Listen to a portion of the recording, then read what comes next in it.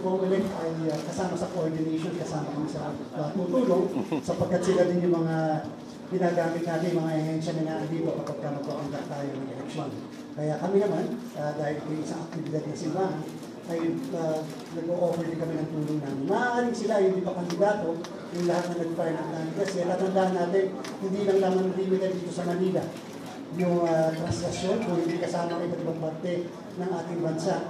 Pero gusto lang natin paalala sa mga politiko na i-take advantage yung ganitong klaseng posisyon at isang aktibidad ng simbahan na sana igalang naman nila ang karapatan din ng mga kababayan natin sa pananampalataya.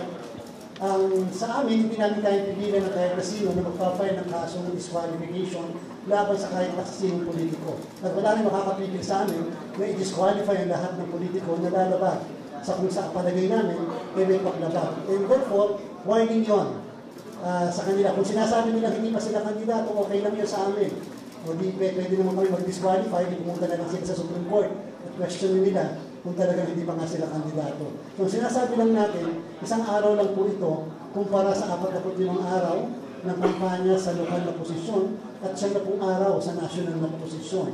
So therefore, ibigay na lang po natin dito sa mga mananampalataya yung araw na ito at huwag na po natin i-take advantage. For example, yung nakalat yung campaign materials, alam naman natin, wala nga nakalagay na vote for, pero yung mga pagmumukha na, kalatag na, gagamit pa sa private properties. Katapos yung iba, magpapakain pa sa may kalsada pa kung saan dadaan ang posisyon.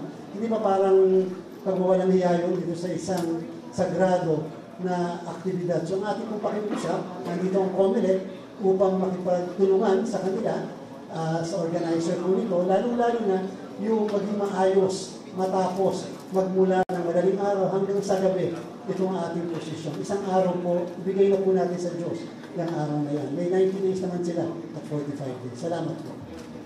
Salamat po sa ating COMELEC sa paalala na makakatulong din po yun na mas mabilis ang daloy kung hindi magkakaroon ng mga pocket points na kung saan nagko-converge ang mga tao dahil may mga kaganapang hindi naman talaga kaugnay sa kapistahan. Kaya nananawagan din po kami sa lahat ng mga politiko. Kung gusto niyo po magsimba, pwede naman po kayo magsimba. Wala akong pipigil sa inyo.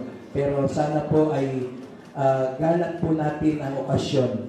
Ang talagang dapat bigyan pansin dito ay ang pong Jesus Nazareno, wala na pong iba.